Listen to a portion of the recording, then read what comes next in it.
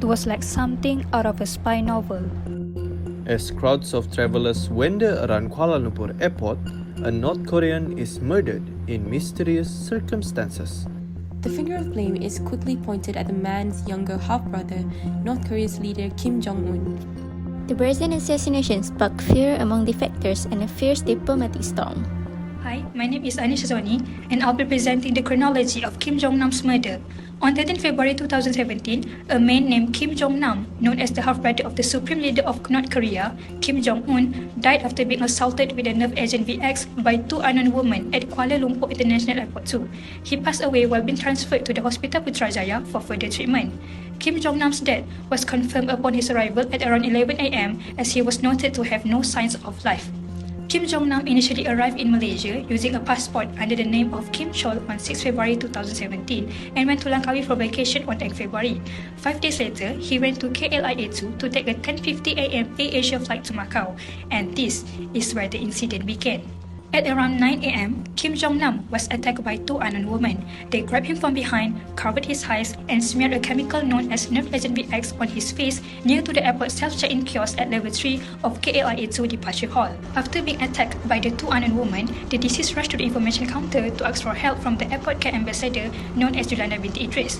According to her, the deceased explained and described using his hands how he was assaulted by the woman. Julana also noticed that Kim Jong-nam's hand trembled a bit. The deceased then filed a police report confirmed by Lance Corporal Muhammad Zulkarnain bin Sainuddin.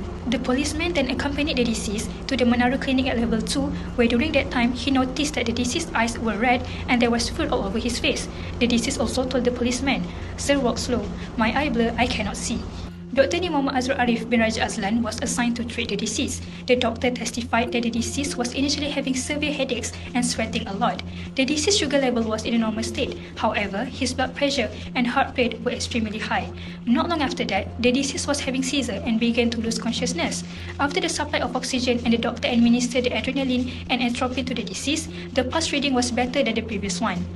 The deceased then was transferred immediately to the Hospital Putrajaya. Upon his arrival at the hospital, it was informed that Kim Jong-nam has passed away. The two unknown women, which have been identified from the airport CCTV footage, were arrested by the Malaysian police. On 15 February 2017, a 28-year-old Vietnamese woman named Tuan Thi Huang, which identified as the second accused, was arrested at KLIA2 as she went back to the airport on that day. The first accused, known as Siti Aisyah, a 25-year-old Indonesian woman, was arrested on 16 February 2017 in a room at Hotel Flamingo, Ampang. 4 North Korean men were also suspected to be part of the chain that led to the murder, since it is proof that they were at the airport throughout that time. However, the suspects immediately changed their clothes to disguise themselves and left Malaysia 3 hours after the incident without being arrested. Hello, my name is Eval Angelias, and I will be presenting about the suspect's defense. Both suspects used the same defense, such as the defense of prank, and they are also claimed to have no intention or knowledge on the actus reus that killed the deceased. There is also an absence of motive. There are 4 details that justify the defense of prank. Siti Aisyah was recruited by Mr. James to do prank in various places in Malaysia. On January 17, she made a prank video at Phnom Penh Airport of Cambodia, which means she has been dedicated to make prank video prior to the incident on February 13. She also denied having applied anything to the deceased's face, as she was told it was a prank, and she has no knowledge about the VX acid. Learned Counsel submitted that both accused were a scapegoat to the 4 North Korean assassins. These are the acts that shows the absence of both intention and knowledge. The second accused did not change her clothes after the incident nor tried to disguise her identity. She also spent 1 minute and 9 seconds, which proved to have limitation on disposing any possible evidence.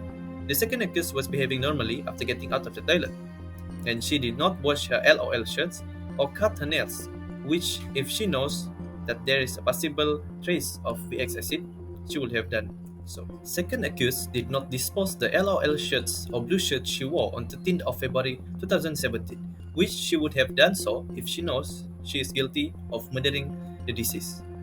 She also had the opportunity to escape Malaysia. However, her flight ticket shows that it was on 23rd of February. She was behaving normally upon checking in at Star Hotel. And also, she went back to KLIA 2 on 15th of February wearing the same pair of shoes and the same sling bag. Upon being arrested, she made no difficulties, whereas she was being truthful and fully cooperative with ASP Nasrul or Prosecution Witness 24. We also know that she participated in the Kwang Beck prank and also various other prank and funny videos before 13th of February. All of this only strongly favor to the fact that she thought it was a prank that she was doing on that incident that day. Both the accused have no motive on murdering the deceased. Therefore, the Learned Council strongly suggested that there are 4 North Korean assassins suspected for politically motivated murder. These assassins are Hong Song-hap, known as Mr. Chang, or Jong-gil, known as Mr. James, and also the recruiter for the prank. Next is Ri Ji-hyun, known as Mr. Y, and lastly, Ri Jae-nam, known as Mr. Hanamori. My name is Fatima Amira and I will be presenting on the court's decision. Now, let's go through this accordingly. For the first accused, Siti Aisha, the Malaysian High Court judge released her after the prosecutors requested that the murder accusation against her is dropped. Malaysian Attorney General at that time, Tommy Thomas, said in a statement that the release occurred as a result of intervention by the Indonesian government, which urged for the charges to be dropped. The decision was made by taking into account the good relations between Malaysia and Indonesia. As you can see from the letter beside me, the Indonesian government requests to take into consideration how Aisha was led to believe she did it for a reality show, and she had no intention to kill. She was deceived and she received absolutely no benefit from her act. Thus, she was released on 9th March 2019. However, that was not the case for the second accused, which was Hong. Her trial resumed on 11th March. The court explained that initially, Huang would have been convicted of murder under Section 302 of Penal Code, where the punishment is mandatory death sentence. However, the prosecution had offered an alternative charge under Section 324 of Penal Code, where the punishment is a maximum of 10 years imprisonment with fine, or with whipping, or with any of those two. But since Section 289 of Criminal Procedure Code stated that females cannot be punished with whipping, Huang will not be imposed with it. The judge has considered the mitigation raised by the defense attorney for the accused, which may be summed up as follows. The accused pleaded guilty instantly after being presented the alternative charge. The accused is a first-time offender who feels very sorry for what she did. The accused is 30 years old, single, and the youngest of 5 children. And also, she has no prior criminal record. The court should consider numerous aspects while applying its discretion in sentencing. These broad principles were established in the federal court case of Muhammad Abdullah Ang Swee Kang against public prosecutor in 1987. Principles are the seriousness of the offense, the circumstances surrounding its commission, the presence or absence of mitigating circumstances, the sentences for the offenses similar to the one at the issue, and any trends in sentencing policy.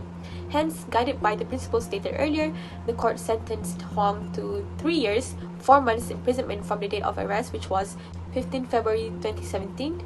However, Huang had received a 1/3 reduction in her term and she was released in 3rd May 2019. Good day everyone, my name is Nur Shafika binti Ahmad Zalani and I'm going to be presenting on the evidence of the nerve attack on Kim Jong-nam case. Evidence are there to connect a suspect and a crime to each other. For this assassination case that happened not longer than 5 minutes, this few evidence can already prove the accused's involvement in the offense and the deceased's connection to the incident. The evidence are VX nerve agent, which is a chemical on the United Nations list of weapons of mass destruction. And the next evidence is a passport to verify the identity of the deceased. And then is CCTV footages which showed a few images related to the attack. The first evidence is VX nerve agent. His testimony is the very first link that connected both accused person to the offense toward the deceased. The head of Malaysian Government Center of Chemical Weapon Analysis, Dr. Raja Anaklaki Subramaniam, testified that he found traces of the banned VX nerve agent in its pure and precursor form on Huang's white LOL jumper worn by her on 13 February 2017 and a degraded product of VX on her fingernail cat. In respect of the exhibit of Siti Aisha, Dr. Raja found degradation of VX ethyl methyl phosphonic acid on her sleeveless shirt. Regarding the deceased, Dr. Raja also marked O on the blazer of the deceased, indicating positive identification of VX. In his opinion, VX products were found on the clothing most likely because the deceased has wiped the chemical on his face and eye using the collar and the sleeve of his blazer. Following the autopsy of the deceased, traces of VX were also found on the deceased's face, eyes, blood, and urine while he did suffer seizures and showed symptoms of nerve agent poisoning prior to his death. Dr. Muhammad Shah Mahmud, the pathologist who conducted the postmortem on the deceased, said that the symptoms shown by the deceased, as informed by forensic consultant Dr. Nurliza Abdullah, is connected to the symptoms of a person exposed to VX, which is, among others, eye irritation, excessive sweating, a lot of liquid inside the mouth, and respiratory tract. Next is Exhibit P7, which is a passport used to verify the death of the deceased, Kim Chol aka Kim Jong Nam. The body of the deceased were identified by the investigating officer ASP-1 Azirul Nizam bin Cik-1 Aziz, with Exhibit P7 along with the confirmation based on DNA provided by the deceased son, Kim Han Sol. Apart from that, the prosecution also led evidence of several CCTV footages related to the series of events before and after the death of the deceased. Exhibit P45 to 46 show the presence of both accused persons at KLIA-2 departure hall on the morning of 13 February 2017. They were seen separately walking and having conversation with two North Koreans. In Exhibit P50, a woman was seen approaching the deceased and appeared to put her hands over his face from behind. Exhibit P48 to 49, the deceased went to the information counter at level 3 describing something to the receptionist using both his hands onto his face, and then he was seen together with the witness and a police officer. In a different footage of a close period of time, both the accused went to the toilet on level 2 while discreetly holding their hands up, assuming they wanted to wash their hands after committing the offense.